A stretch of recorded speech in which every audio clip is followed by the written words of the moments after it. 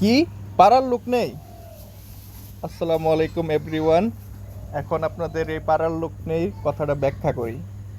আমাদের বাড়িতেই জাম গাছ, তো বুলবুলি জাম খেয়ে ফেলাই। তো এটা আমার আবার বড় ভাই সালাউদ্দিন ভাই দেখলো, দেখা জিজ্ঞেস করলো আমরা পারি না কেন। পরে বাইরে বললাম আমরা তো গাছে ওঠার কেউ নেই। পরে আজ সকালবেলা বাইরে নিজেই লুঙ্গি পরে বাইরে গাছে ওইটা গেল। মানে দুবাই থেকে এতদিন থাইকো বেড়া প্রশিক্ষণ বলে নাই। আগে যেমন গাছে ওইটা যাইতো, এখনো সেম এভাবে গাছে ওইটা গেছে।